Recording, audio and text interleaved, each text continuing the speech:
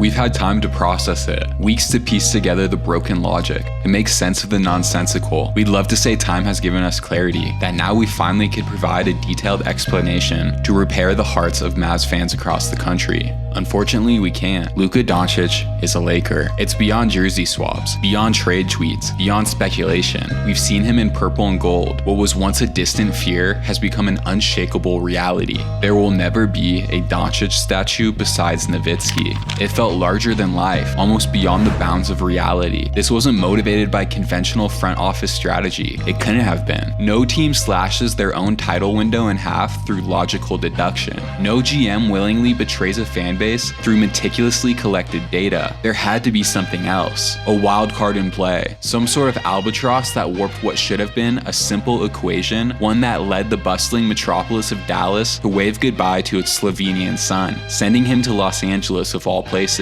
We've heard the rumors, the whispers of discontent, the grand conspiracies with shadowy figures pulling unseen strings. Normally we dismiss them as gossip and conspiracies, but this time we can't. This trade broke all the rules. Every precedent set through decades of NBA transactions, gone in the dwindling hours of what was supposed to be just another Saturday night. And now that the dust has settled, it's time to give this seismic shakeup the dissection it deserves.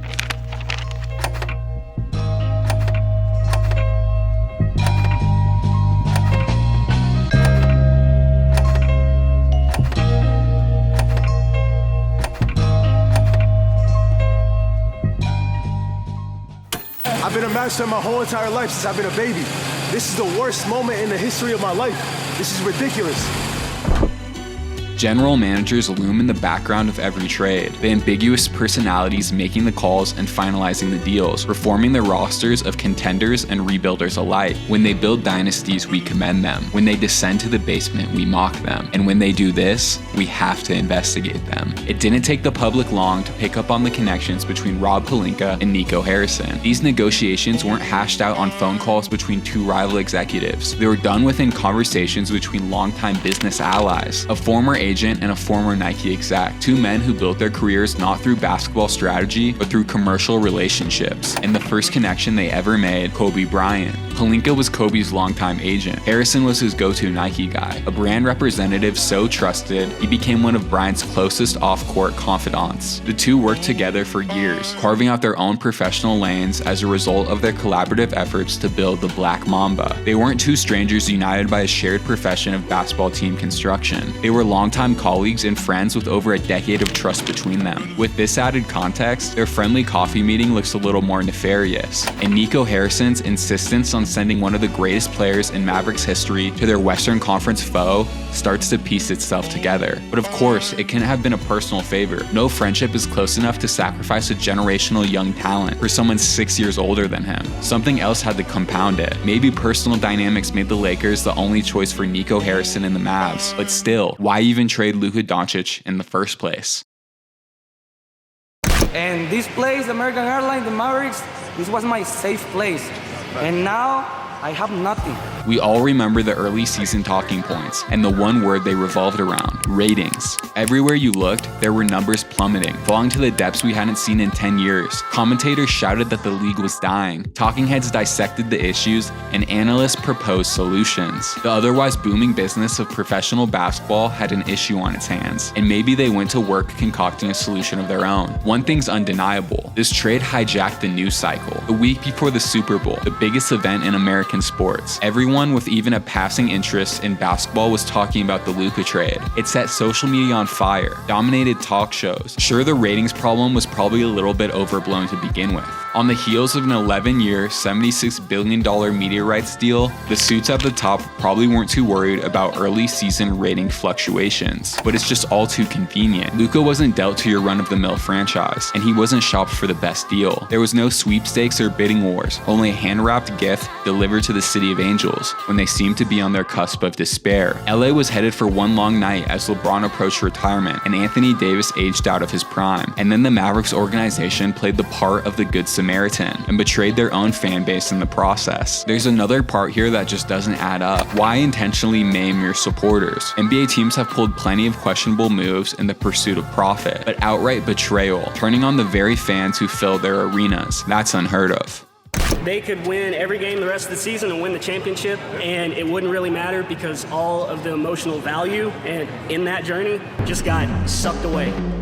Then again, this wasn't the Mavs ownership of old, not the loyalty-driven decision makers that painstakingly built the 2011 title team. There had been a shakeup. After proclaiming himself a Mavs owner for life, Mark Cuban recently sold his majority stake to an ambiguous ownership group headlined by Miriam Adelson and Patrick Dumont, whose fortune stems from their control of the Las Vegas Sands Corporation, a major force in the casino industry. From slot machines to blackjack, and of course to the ever-growing arena of sports betting, this new ownership group had their hands in all forms of gambling. It's easy to imagine them wanting to merge their interests in team ownership with their commercial ventures. The problem? Sports betting's illegal in Texas, but franchises can move. Expansion has been creeping closer and closer year by year, and when it finally happens, which seems inevitable, Las Vegas will be first in line. The NBA's infatuation with Las Vegas is no secret. From the Summer League to the in-season tournament, the league has made it clear that Sin City is a priority. The entertainment capital of the world will have an NBA team. But what if instead of an expansion roster built from scraps, Vegas was handed an established franchise, with brand recognition and marketing leverage already built in? What if the Dallas Mavericks weren't planning to stay in Dallas? The first move in that process would be to destroy any equity the franchise has with its fan base. Not an easy feat for a team as entrenched in the city as the Mavs, but there's one thing that they could do: abruptly trade the face of the franchise. Luka was everything to Dallas, a young superhero still testing the limits of his powers. He carried them to a conference finals at 22 and a finals at 25. He was limitless, but had room to be refined into something even greater. Dallas fans could not have been more invested. And then, just like that, he was gone, shipped overnight in a plane to Los Angeles, seemingly just as shocked as they were. After a move like that, the bond between the Mavs and their city would be fractured, if not shattered. Protests, lawsuits, the usual obstacles to relocation, a lot less likely. In fact, Dallas fans might even welcome a fresh start with an expansion team rather than continuing on the shell of their former franchise. But even if the Mavericks weren't planning a relocation, there was still another factor at play, one that had nothing to do with ownership, expansion, or Las Vegas.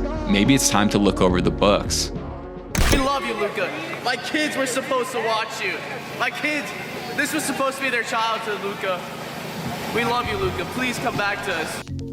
Unless you love looking over complex financial documents in your free time or are paid to do so, you might have missed the league's new collective bargaining agreement signed in the summer of 2023. It's a paper monster with more clauses and exceptions than we ever hoped to talk about. But here's what matters the most. With the introduction of the first and second apron, two financial benchmarks that teams are encouraged to stay under, team construction has changed dramatically. There was a time when crossing the salary cap simply meant paying a luxury tax. Sure, it was expensive, but if you had the chance to build a super team, sell jerseys, and win championships, it was almost always worth the cost. But the aprons don't just target the owners, they target the teams too. There are now dramatic penalties for crossing either threshold, but especially the second apron. No mid-level exception signings, no access to the buyout market, intense trade restrictions, and if you stay over the apron for 3 years, your first-round pick is placed at the bottom of the draft. Bad contracts used to be a nuisance, but under this CBA, they are franchise-crippling disasters that will be unbelievably difficult to get out of. Luka Doncic would have been eligible for a supermax contract at the end of his current deal.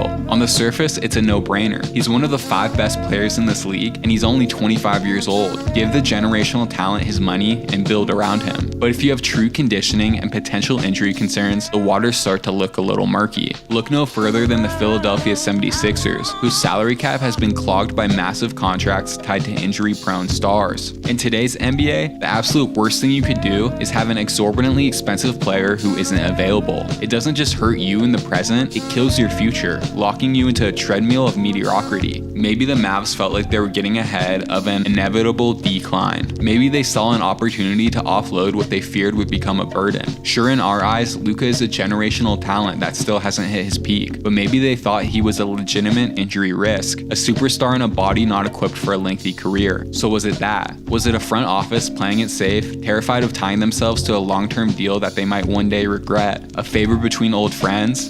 A media-driven maneuver? Or a slow, calculated relocation effort? Maybe it was one of these reasons. Maybe it was all of them. Maybe it was something else entirely, something we'll never know. What we do know is this. This wasn't just another trade. This was something bigger. Something that rewrote the rules of what we thought we knew about front office decision making. I'm sorry they're frustrated, but it's something that we believe in as an organization. It's going to make us better. We believe that it sets us up to win not only now, but also in the future. And when we win, I believe the frustration will go away.